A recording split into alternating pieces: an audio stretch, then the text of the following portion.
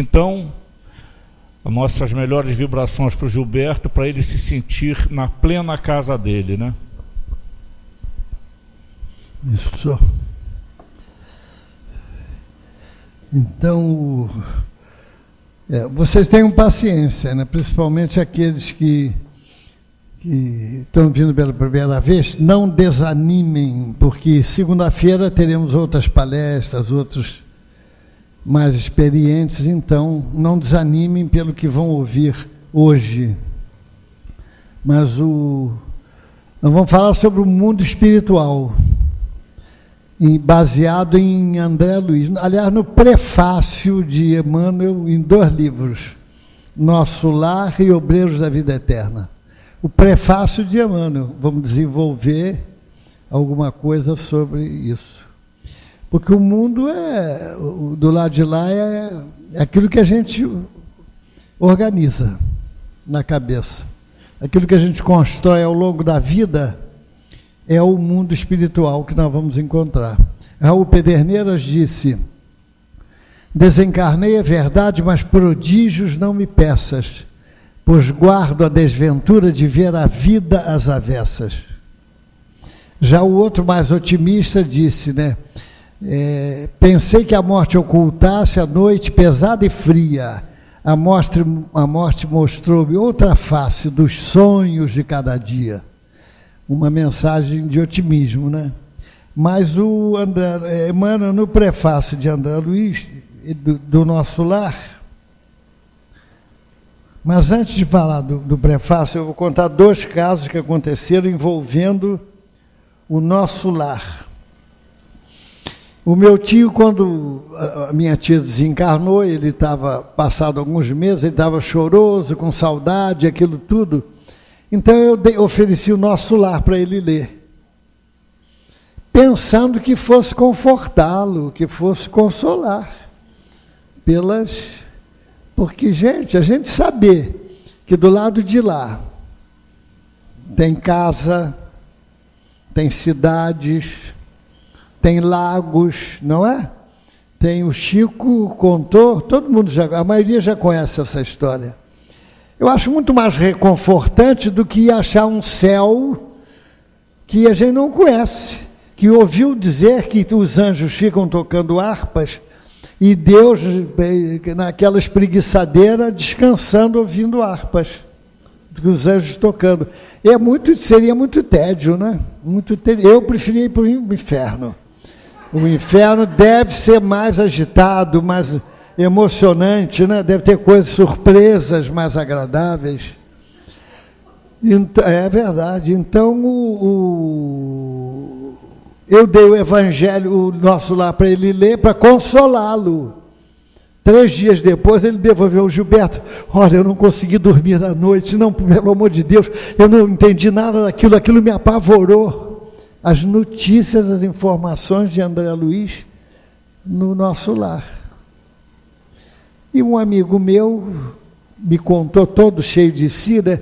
Gilberto, a fulana, a caixa da loja dele, ela está querendo saber coisas do Espiritismo, eu dei Nosso Lar a ela. Eu falei, vai, é uma canoa furada, não vai dar certo. Não, ela está interessada. 2 dias depois ela devolveu ele. Não, olha, e aquilo me apavorou, eu não dormi de noite pensando naquilo. Então, o que é isso? O nome disso chama-se desconhecimento, ignorância a respeito, sobretudo, da sabedoria, da providência divina e da misericórdia de Deus. Nós vamos ver isso, que seria muito ilógico a gente sair daqui, vamos fazer um exemplo material, pegar o Jorge, você vai morar no Polo Sul, não é lá que tem aqueles iglus, o gelo por todo lado? Já pensou, Jorge, você saindo daqui do calorzinho de 37, 80 graus, uma maravilha, né, o céu azul, e você ir para um iglu daquele cheio de gelo? Bom, então você não ia suar, mas o Jorge não ia ficar satisfeito, meu Deus do céu, porque era completamente contra o quê? O que ele conhece, a natureza dele, humana, espiritual. Então é assim, não funciona desse jeito. No prefácio do livro, Emmanuel assinala: os prefácios geralmente apresentam autores exaltando-lhes o mérito e comentando-lhes a personalidade. Aqui, porém, a situação é diferente.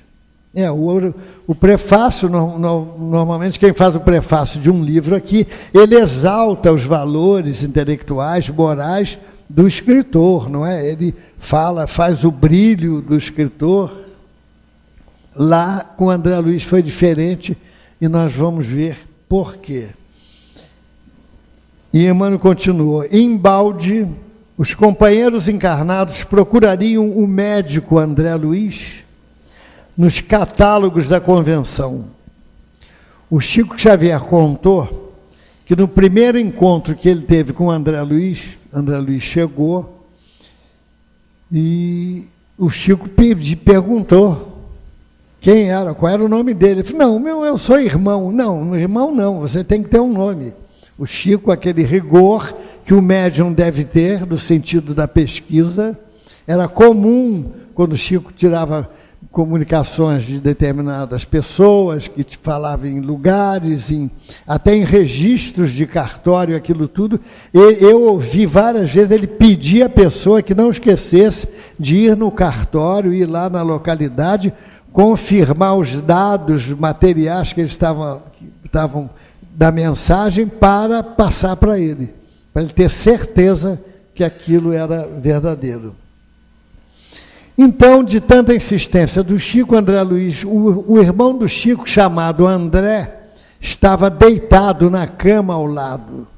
Então André Luiz olhou e falou: como é o nome dele? André. Então meu nome vai ser esse, André Luiz.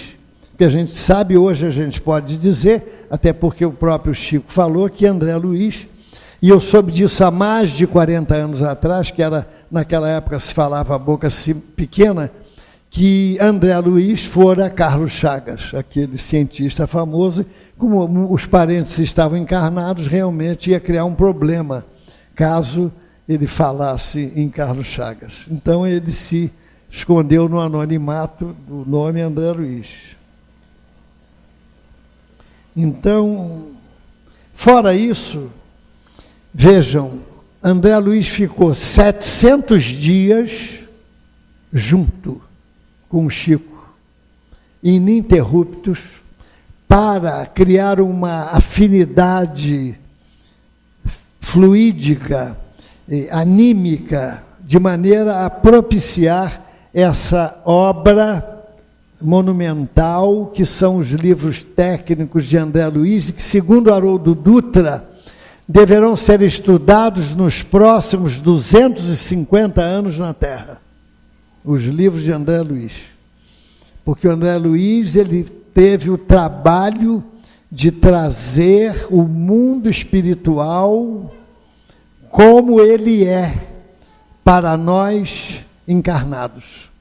Nós não vamos encontrar surpresas, nós não vamos encontrar anjos com asas voando, nós não vamos encontrar os páramos de luz infinita, porque ainda não temos a condição moral nem intelectual para entendermos os planos superiores.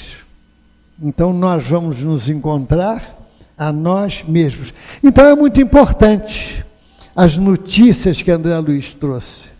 Ele não falou sobre nenhum anjo, ele não trouxe nenhum espírito das esferas de Saturno, de Júpiter, porque não nos interessaria. Ele trouxe, é uma percepção psicológica que pouca gente observa, ele teve cuidado de trazer nem fantasias, nem novidades, entre aspas, merecedoras de outras confirmações. Ele trouxe exatamente o que nós vamos encontrar do lado de lá. Então, para que não tenhamos surpresa. Então, Haroldo Dutra, e eu endosso as palavras dele, quer dizer, eu concordo, aliás, melhor dizendo, quem sou eu para endossar as palavras de Haroldo Dutra, que os livros de André Luiz serão estudados durante os próximos 250 anos. Aliás, Hernani Guimarães Andrade, cientista espírita, pouco avaliado pelo movimento espírita, ele falou, há mais de 25 anos atrás, que André Luiz seria estudado nas universidades estrangeiras, o que está acontecendo agora. André Luiz. Bom, então, enquanto muita gente, médium, começa a psicografar e recebe, entre aspas, personalidades muito ilustres, da noite para o dia, André Luiz demorou 700 dias para formar uma atmosfera adequada, segura, para que ele pudesse trazer as notícias corretas de André Luiz sobre o mundo espiritual. E certa feita, quando o Chico começou a psicografar o Nosso Lar e parou no capítulo Bônus Hora, ele pensou, não, eu vou parar, isso aí é misticismo, não pode haver pagamento do lado de lá, no mundo espiritual. Então, nesta noite, vejam o cuidado, André Luiz mandou que ele, no dia seguinte, tivesse uma refeição leve, Chico Xavier, deitasse relaxadamente, porque à noite, em desdobramento, ele iria com o Emmanuel para uma visita a Nosso Lar. Emmanuel e André Luiz com o Chico, os dois. E foram para Emmanuel chegou e André Luiz chegaram juntos, despertaram o Chico, e em desdobramento lúcido, ele foi até uma praça na saída de Pedro Leopoldo, tinha um aeróbus em forma de um cisne, esperando eles, com 2 pilotos e com 3 lugares, que era para Emmanuel, André Luiz e o Chico. E estava lotado de encarnados e mentores que iriam para Nosso Lar para estudar. André Luiz, o Chico ficou muito emocionado, mas que aeróbus lindo na feição de um cisne.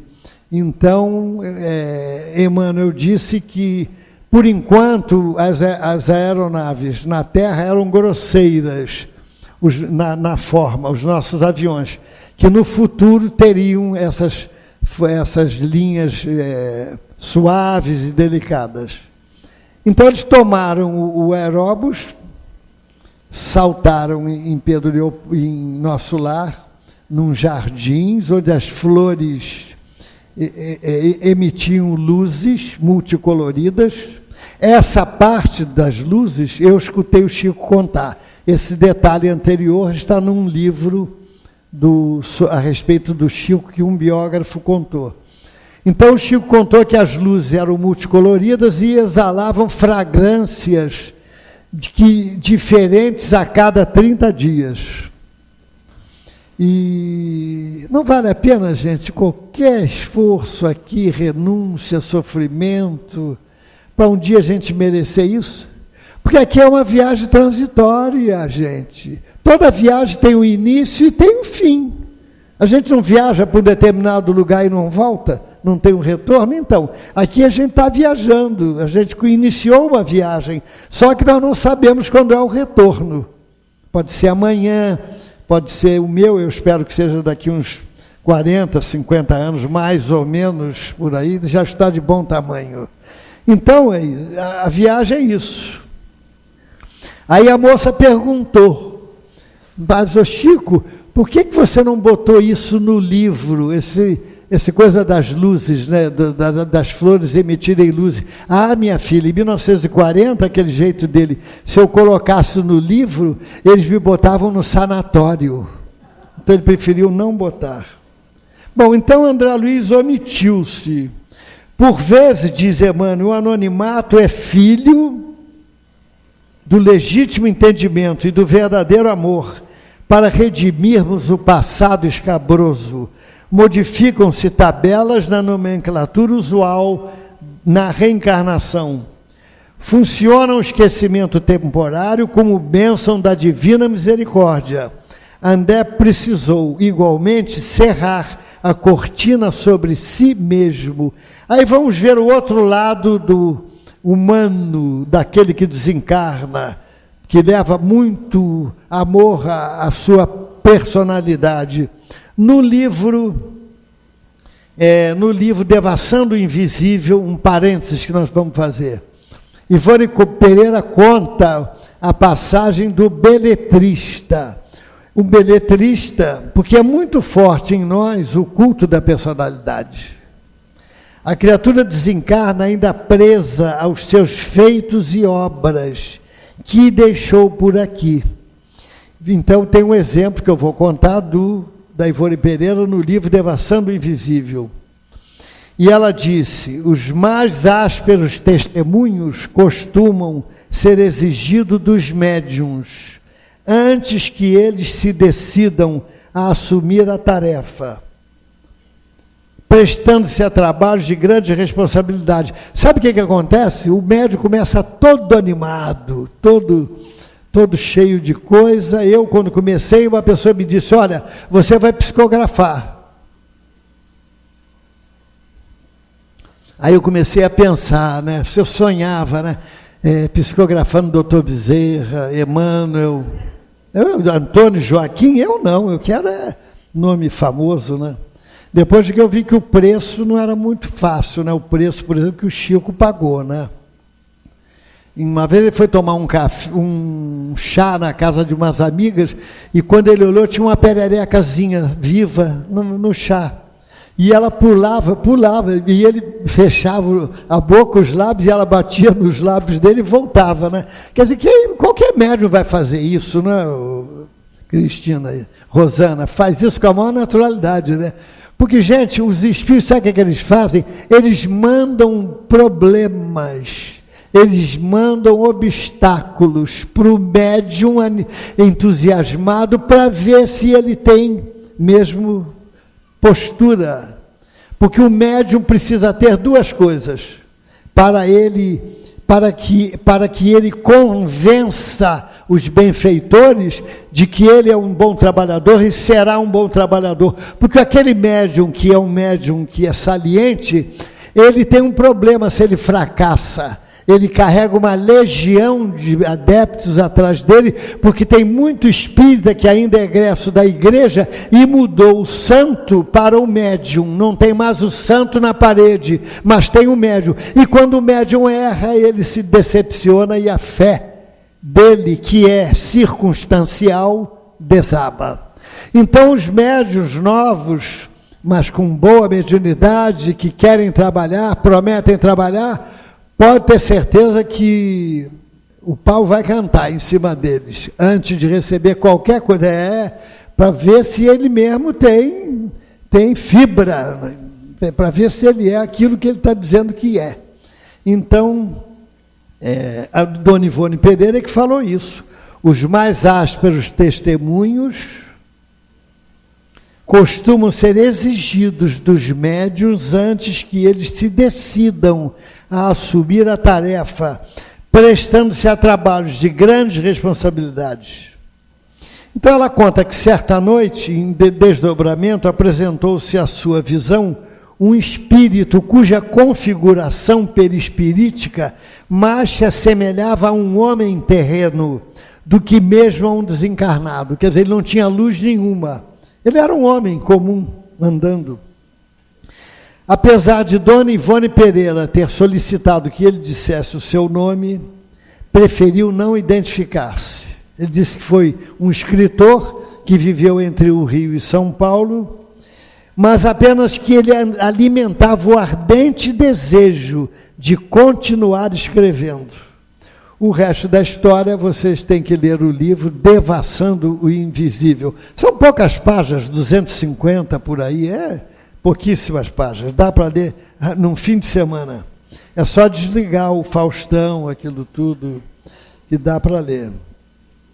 Então, voltando a Emmanuel, por trazer valiosas impressões aos companheiros do mundo, valiosas, necessitou despojar-se de todas as convenções, inclusive a do próprio nome, para não ferir corações amados, aquilo que nós falamos. De há muito, diz Emmanuel, os benfeitores desejavam trazer ao mundo dos encarnados alguém que pudesse transmitir o valor da experiência própria, com todos os detalhes possíveis, a legítima compreensão da ordem que preside o esforço dos desencarnados laboriosos e bem-intencionados, nas esferas invisíveis ao olhar humano, embora intimamente ligadas ao planeta. Certamente que, aí Emmanuel continua, certamente que numerosos amigos sorrirão ao contato de determinadas passagens nas narrativas. O inabitual, entretanto, causa surpresa em todos os tempos. Todos os tempos. Qual foi o cientista da Terra vanguardeiro que não sofreu? O sarcasmo, a ironia dos cientistas que pararam no tempo. Pasteur foi agredido na Academia de Ciências quando ele disse da necessidade da asepsia, da higiene nos instrumentos cirúrgicos, né? Foi agredido fisicamente quando ele disse isso.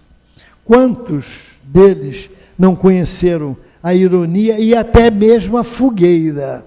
Quer dizer, todo o progresso humano, diz Carlos Embaçaí, está na esteira do progresso humano, está o sangue, está o desprezo do pensamento científico de cada época.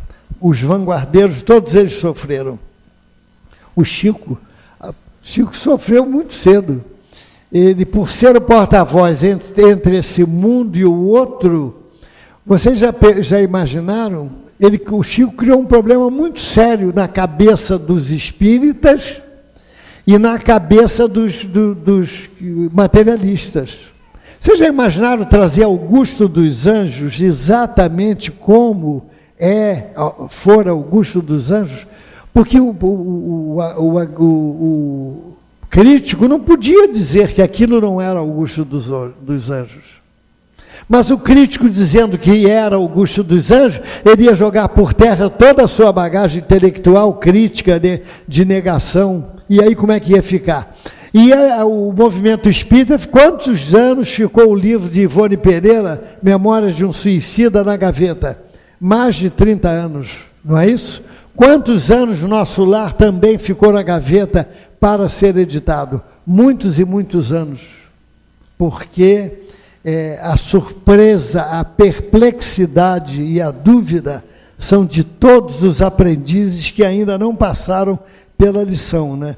Então eles ficaram procurando um erro, uma dúvida nos escritos do Chico para condená-lo e dizer, está vendo? Esse não é o médico que vocês falam. Certa feita, um jornalista botou no receituário um nome falso, pedindo uma receita para o Chico. Era comum acontecer isso lá em Uberaba. E o Chico, quando soube, ficou muito triste. E o doutor Bezerra botou vamos dizer assim, uma exortação genérica, dizendo que o plano espiritual estava atento, aquela coisa toda, e o Chico ficou triste, porque ele sabia que aquilo era verdade. Aí o doutor Bezerra, em socorro a ele, disse, não, ô Chico, ele não veio procurar a dúvida, então deixa ele sair com a dúvida, ele vai continuar com a dúvida, até que ele deseje sair desse falso pedestal intelectual, tenha humildade para buscar, para procurar. Então André Luiz, conclui Emmanuel, vem contar a você, leitor amigo, que a maior surpresa da morte carnal é a de nos colocar face a face com a própria consciência. Esse ponto é para a gente levar para casa, botar em frente a cama e ler todo dia. Pois é. Eu não tenho medo, tenho vergonha de chegar lá com a mala vazia. Vergonha. Então, ó, a maior surpresa da morte carnal é a de nos colocar face a face com a própria consciência. É isso. E medo. É como bem disse Pedro Richard, é simples, minha gente, a desencarnação é o processo que a vida utiliza para eliminar o que parece e deixar o que é. Olha só. Nós vamos ser despojados de todo artifício, de toda máscara, não é? De que é isso, é aquilo, nós vamos ser despojados. Isso, a desencarnação é o processo que a lei se utiliza para eliminar o que parece, para deixar o que é. Então, por que a gente vai fazer um jogo de artifício? Uma vez o garoto perguntou ao pai, meu pai, por que isso é diferente no centro? Eu, diferente? Lá eles mandam o senhor fazer uma opção de coisa e o senhor vai e não reclama.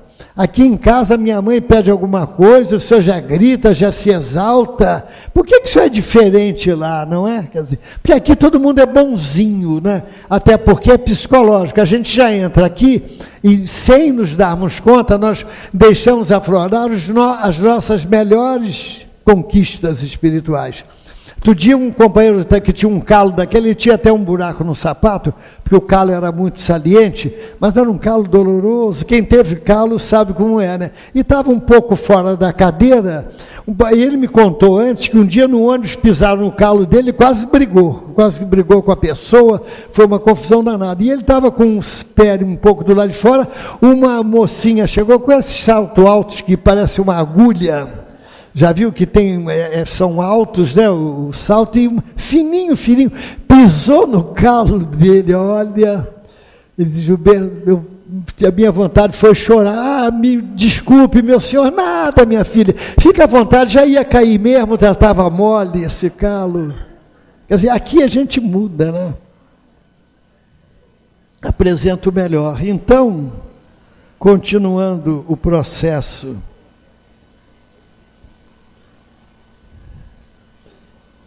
então aqui a vida, agora os poetas, Múcio Teixeira, a vida física é uma cela que nos esconde no centro, mas a morte vem a ela e nos descobre por dentro.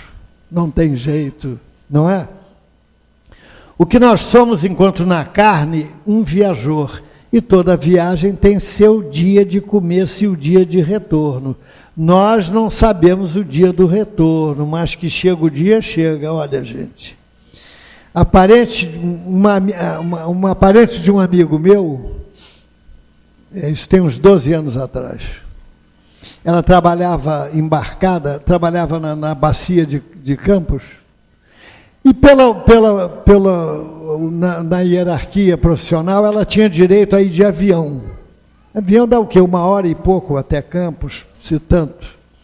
E as outras iam de van, quer dizer, 6 horas, talvez, na buraqueira, naquelas estradas mal conservadas, e ela de avião, mas ela, por uma razão qualquer, cedeu a vaga do avião para uma amiga, para uma colega de trabalho. E a colega ficou toda contente, ela foi de van, mas na volta, ela recebeu um telefonema da filha que ia para Boston, e ela tinha saído de casa brigada com a filha. Então ela ficou nervosa porque ela queria retornar antes que a filha viajasse para reconciliar-se com ela. Chegou para a companheira que tinha dado a vaga, olha, você vai me perdoar, eu vou precisar do assento e voltar de avião. Olha, ela disse tudo que vocês podem imaginar, ofendeu de todas as formas possíveis a moça, que aquilo não se fazia, que ela era falsa, que ela era mentirosa, enfim, ofendeu-a de tudo. Mas ela, mesmo assim, foi de avião e a moça foi de van. Isso tem 12 anos mais ou menos. O avião caiu e todos morreram. No enterro da moça, que cedeu a vaga, quem chorava mais era a filha e a moça que a tinha ofendido. Então, meus amigos, nós não sabemos o dia do retorno dessa viagem, mas que ela vai acontecer, vai, um dia. Então, o desafio é esse, a inteligência é essa, aproveitar todos os minutos. Porque sabe o que acontece? A gente erra tanto que a gente se acostuma. Eu erro mesmo, não tem jeito. Eu faço sempre a mesma coisa, igual. E a pessoa se acostuma a errar e acha natural o erro. E não faz nada para mudar. Não faz nada, porque o vício como que se acomodou, se acobertou no conformismo, no desculpismo, melhor dizendo, da criatura. Então ela se acomoda, se aceita no erro e não procura melhorar. Não concordam com isso? Concordo que é uma atitude psicológica? Então, gente, em razão do nosso estado evolutivo, a maioria esquece que é viagem transitória e acumula bens a não poder mais, tornando o retorno mais pesado e menor. Agora, indo para o prefácio de No Mundo Maior, Emmanuel adverte que raros vivem nos montes da sublimação. A maioria, menores de espírito, limitados, não chegaram, olha só, gente, a ser homens completos. A maioria que está na Terra, reencarnada, não chegaram a ser homens completos. Os que reencarnam na Terra buscam se livrar da animalidade. Palavras de Emmanuel. A gente não vê aí o povo matando gratuitamente? Ele olha e vai dar um tiro e mata, com a maior naturalidade. Isso é mais próximo da animalidade do que de ser homem, não é? A violência desvairada que existe por aí, a corrupção, tudo isso é muito mais próximo da animalidade do que dos homens. Palavras de Emmanuel. Raros vivem nos montes da sublimação, repetindo, a maioria, menores de espírito, limitados, não chegaram a ser, aspas, homens completos, fecha aspas. Os que reencarnam na Terra buscam se livrar da animalidade. A maioria de nós não chega ainda a ser um humano completo, Emmanuel frisa. A grande massa que desencarna não cumpriu o propósito ao reencarnar de humanizar-se. No livro Roteiro de Emmanuel, ele disse que a distância que separa um cão de nós é a mesma que separa um anjo de nós. A maioria está num jogo de certo e errado, fazer o que é errado, embora sabendo que é certo, confiando que não vai ser punido. Então a criatura faz o errado, sabendo que é certo. Aliás, um colega meu disse, uma vez ele disse, e tem a sua razão de ser, ele disse que o brasileiro é o único povo que ele conhecia que sabia que ia dar mancada, mas dava. Ele sabia que o que ele ia fazer era uma mancada, mas ele ia e dava mancada, pensando que não ia ser punido. André Luiz informa, já no livro Evolução em Dois Mundos, que existem espíritos que encarnam e desencarnam, olha, sem tomar consciência, eles não têm consciência se estão na carne ou se estão fora da carne. E depois voltam para a carne sem ter a consciência dessa transição. Estão assim há mais de 10.000 anos, muitos espíritos, sem nenhuma consciência se estão na carne ou fora da carne. E a nossa civilização floresceu há mais ou menos 200.000 anos, preparando o homem para a responsabilidade.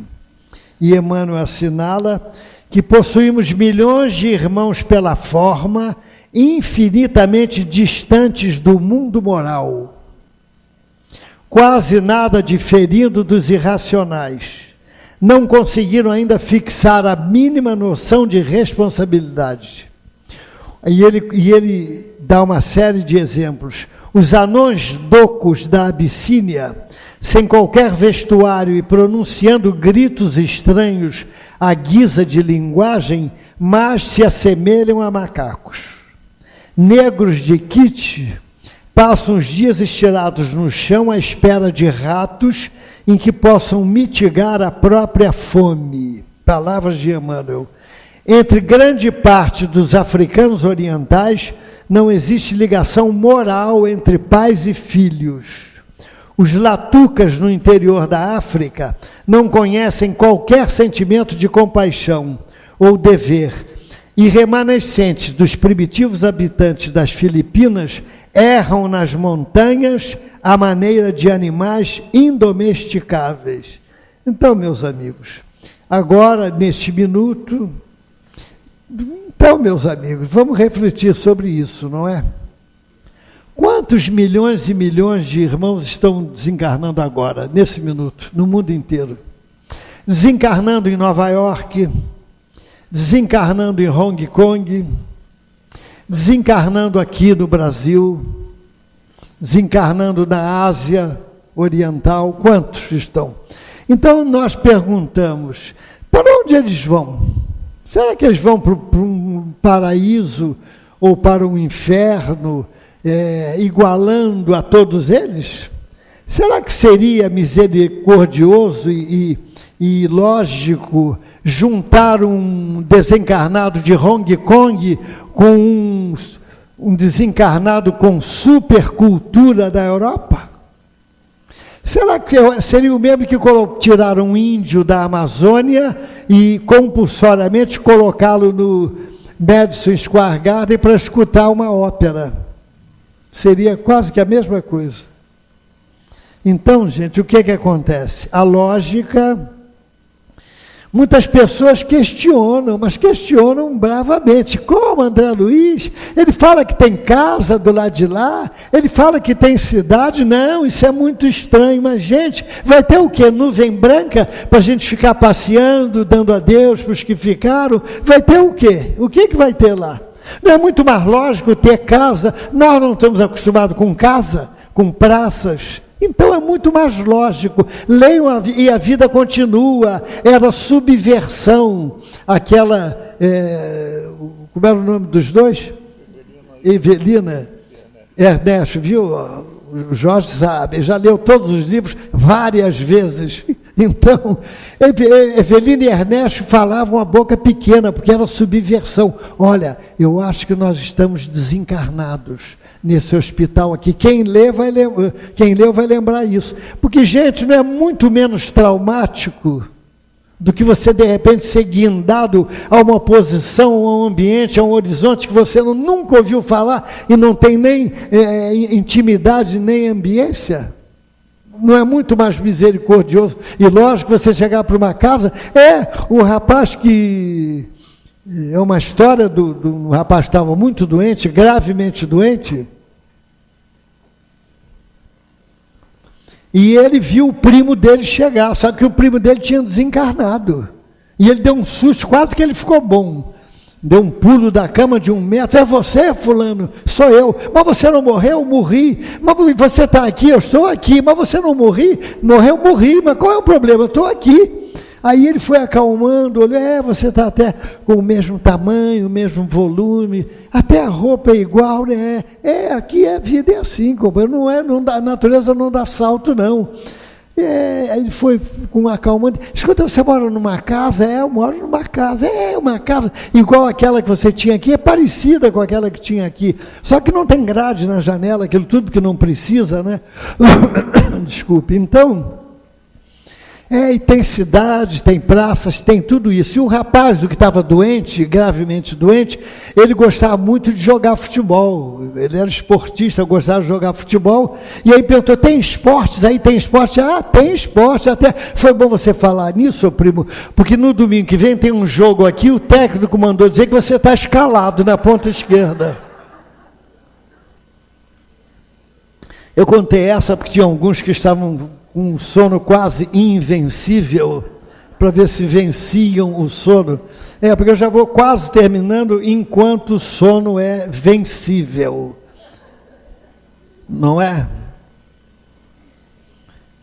Então, uma pessoa que viveu segundo os costumes americanos em Nova York, outra que viveu no Polo Sul, outra ainda que viveu nas praias de Copacabana, não é muito mais lógico abrigar cada uma no seu ambiente?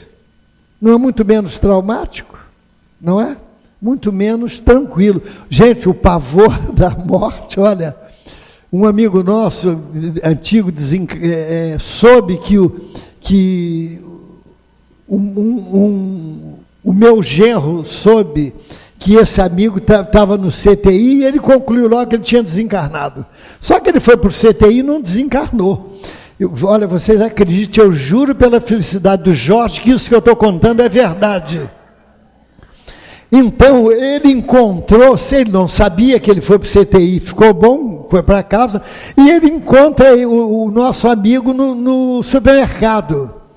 Aí fulano, mas ele não morreu? Aí o morto-vivo encontrou ele, viu ele, foi atrás dele, vem cá, não, espera aí não. Olha, ele largou o carrinho cheio de compra e foi embora, apressado. Medo de fantasma, gente. Medo, não é de fantasma, igual a cunhada do Simonetti. Tinha uma amiga há 30 anos, eu não sei por que os marido, mulher, tem medo um do outro quando desencarna. Eram amigas há 30 anos, quando a amiga desencarnou, ela estava com muita saudade dela, pensando nela, daqui a pouco ela olha, vê a amiga na porta, você me chamou? Não, chamei não, volta durante o sono, agora não. Não é, quer dizer, enquanto vivo ao teu lado, chamava-me doce amor, agora desencarnado, não passo de obsessor, disse o poeta, não é?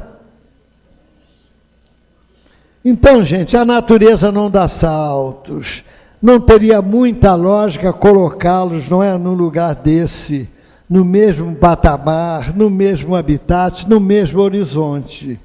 Então, com isso, com essas informações valiosíssimas que ninguém trouxe, igual, semelhantes a André Luiz, porque ele fala do que é. O que ele tem que falar? Ele fala do que nós, segundo o nosso estado evolutivo, vamos encontrar. Então, quem viveu nas praias de Copacabana, por aqui, aquilo tudo, vai encontrar, se juntar a gente que viveu nessas praias, nesses lugares.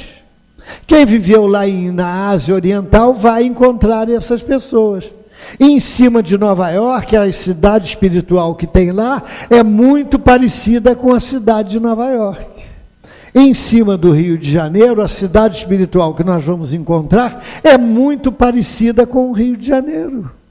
Não tem muito mais misericórdia isso? Não tem muito mais lógica, bom senso? Não é menos traumático uma situação dessa? Então Deus, que tem a sabedoria infinita, né? Então Ele calcou a vida desse jeito, para que a gente não tivesse traumas. Muita gente condena o esquecimento, depois que a pessoa critica o problema de esquecer o que ela foi. Vocês já imaginaram, numa mesa de jantar, o pai, a mãe, que for amante dele numa encarnação passada, o filho que era o marido da mãe e que o pai tirou? Vocês já imaginaram, se eles soubessem disso, o outro filho que era um comerciante, que pediu dinheiro emprestado a ele e não pagou, o que comprou uma coisa do outro e também não pagou, enfim. Vocês já imaginaram a discussão deles? Não, você me deve, você foi um sem vergonha, você foi isso, o orgulhoso, o que fez humilhado, e o que não fez, orgulhoso por não ter feito. Quer dizer, não ia dar certo, ninguém ia falar em progresso, ninguém ia pensar em progredir, todo mundo discutindo, especulando o quê? O passado. Por isso que o esquecimento é uma bênção que nós temos.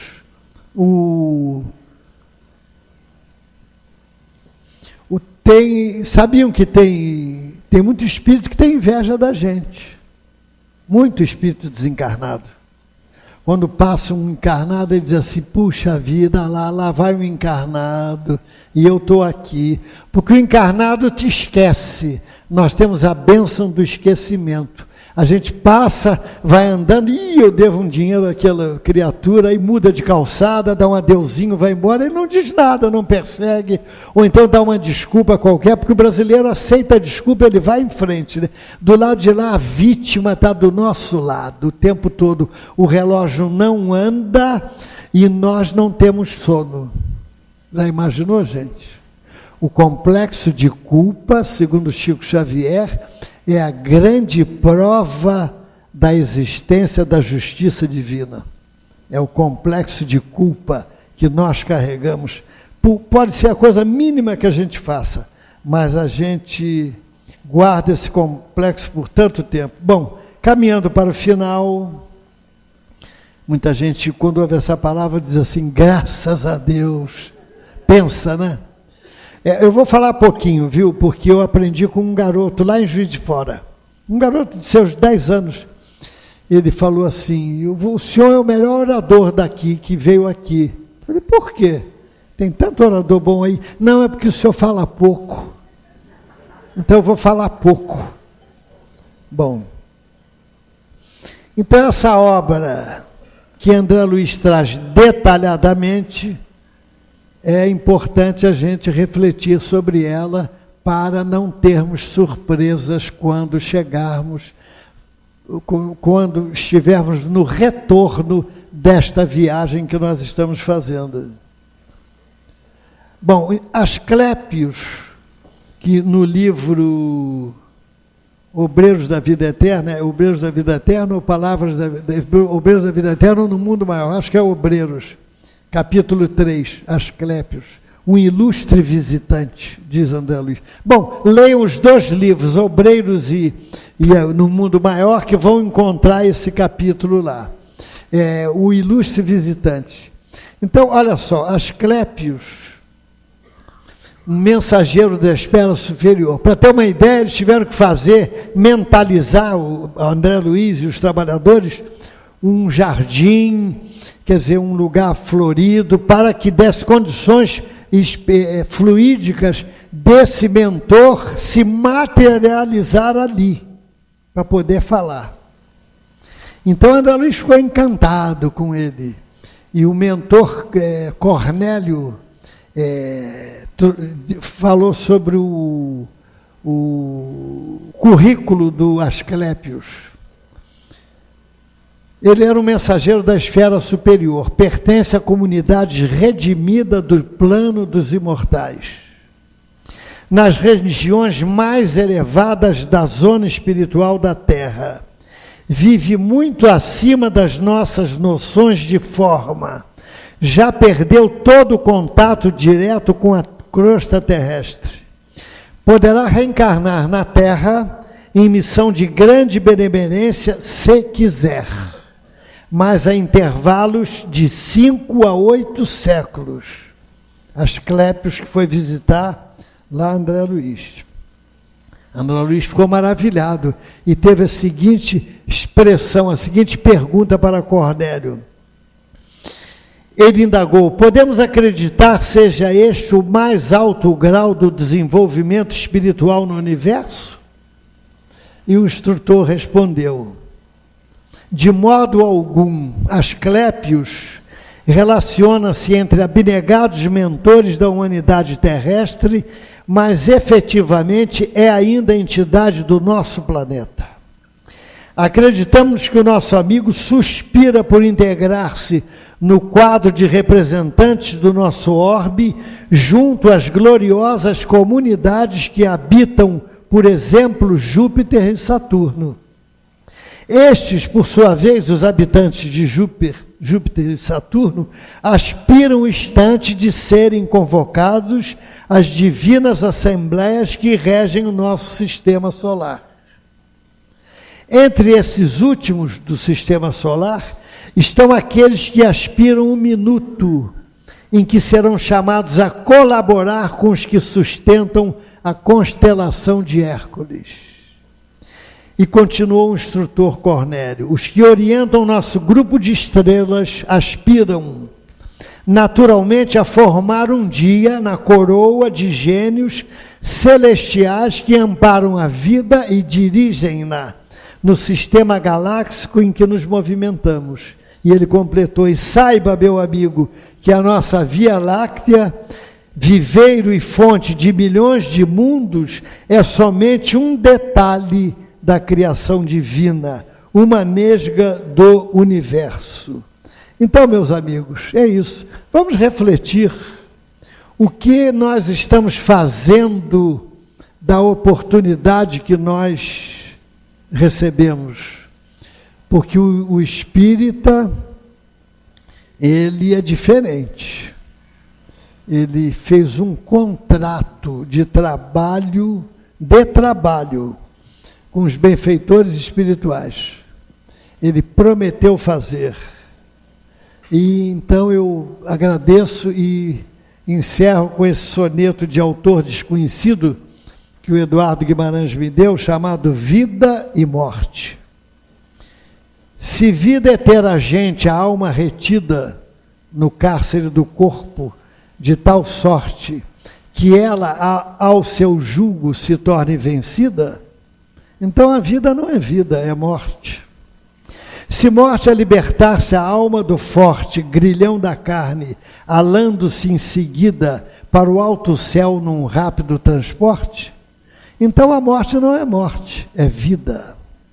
Se vir e ater-se a escravidão que humilha, é a alma presa à senda que ela trilha, e morte é a mutação de sua sorte, e a volta sua, livre, à luz perdida, porque esse apego que se tem à vida, porque esse medo que se tem da morte. Muita paz.